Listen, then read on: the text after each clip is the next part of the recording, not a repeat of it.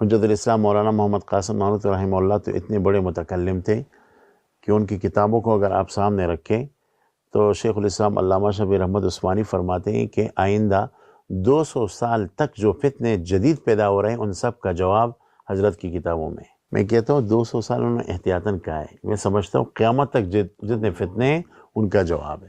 مولانا محمد قاسم نانوتوی رحمۃ اللہ علیہ کی کتابیں اور تراث کو آپ اگر ملاحظہ کریں تو ان کے تراث میں تقریباً 100% میں 85% کتابیں، یا یوں کہیے کہ 90% کتابیں وہ ڈائریکٹ علم کلام سے تعلق رکھتی ہیں، اور جو باقی 15 یا 12 یا 10% کتابیں ہیں وہ انڈائریکٹ تعلق رکھتی ہیں.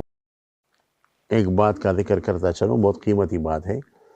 مجھے اجازت حدیث حاصل ہے مولانا سالم قاسمی صاحب سے، اور سالم قاسمی صاحب رحمۃ اللہ علیہ وہ بیٹے ہیں حضرت حکیم الاسلام قاری طیب صاحب کے. تو حضرت نے ایک دفعہ فرمایا کہ ہمیں قاری طیب صاحب نے کہا، اور قاری طیب صاحب فرماتے تھے کہ ہمیں شیخ الہند صاحب رحمہ اللہ فرماتے تھے کہ ہمیں مولانا قاسم نانوتوی فرماتے تھے کہ امت میں 4 لوگ ایسے ہیں کہ اگر کن ذہن طالب علم بھی ان کی کتابوں کا مطالعہ کرے تو وہ ذہین بن جائے گا. وہ 4 شخصیات کون ہیں؟ تو کہتے تھے مولانا قاسم نانوتوی رحمہ اللہ ان کا ذکر کرتے تھے. ان میں سے پہلے شاہ ولی اللہ.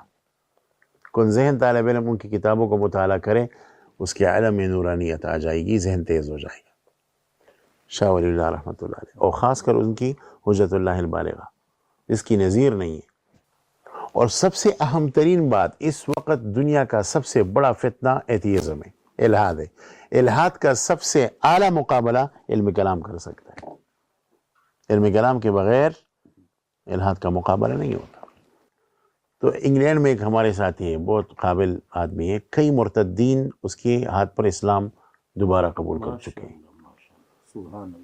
وہ عجیب عجیب واقعات مجھے سناتے ہیں. بہت بڑا دائی ہے. تو اس نے میں نے ان سے پوچھا کہ وہاں کیا کیفیت ہے اسلام کی، اگر کوئی خدمت کرے کس طریقے سے کرے گا؟ تو اس نے کہا اصل میں وہاں کرسچینٹی پر اب ان کے لوگ نہیں رہے، وہ ملحد بن چکے ہیں. ان کا تجزیہ یہ تھا کہ انگلینڈ میں اور اس طرح ان ممالک میں 80-85% لوگ الحاد کی طرف چلے گئے. پھر وہ حق کی تلاش میں پھرتے رہتے ہیں. ہمارے مسلمان علماء کے پاس آ جاتے ہیں، ان سے پوچھتے ہیں اللہ تعالیٰ کی وجود پر دلائل عقلیہ، حضور علیہ السلام کی رسالت پر دلائل عقلیہ، حضور علیہ السلام کی ختم نبوت پر دلائل عقلیہ. دلائل نقلی کی طرف نہیں جاتے. اگر آپ قرآن کی آیات پڑھیں وہ کہیں گے جس ذات کی کتاب ہے اس ذات کو ہم نہیں مانتے، تو اس کی کتاب کو کیسے مانیں گے؟ اب ایسے لوگوں کو سمجھانا علم کلام کا کام ہے، اور یہی کتاب اللہ اس کی تائید کرتا ہے، سنت رسول اس کی تائید کرتا ہے، کیونکہ علم کلام مؤید ہے بالدلائل القرآنیہ والسنیہ والحدیثیہ. تو ان کا کہنا یہ تھا اور تجزیہ یہ تھا کہ اگر کوئی ساتھی یورپ میں اسلام کی دعوت پر کام کرے اور اسلام کا دفاع کرے تو اس کو علم کلام اور معقولات میں مہارت کی کامل ضرورت ہے. میں سمجھتا ہوں اس نے یورپ کا کہا. میں سمجھتا ہوں آپ جس شہر سے بھی، میں مردان سے ہوں، مردان کی کیفیت یہی کہ وہاں کی یونیورسٹیوں میں الحاد پھیل رہا ہے.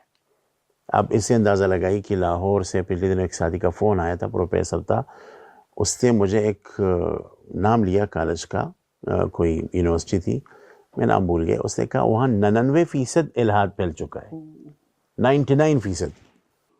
علم کلام کے ذریعے سے آپ اس فتنے کا مقابلہ کر سکتے ہیں اور اسلام کے قلعے کو مضبوط بنا سکتے ہیں. اس وجہ سے اس علم کی بہت بڑی اہمیت ہے.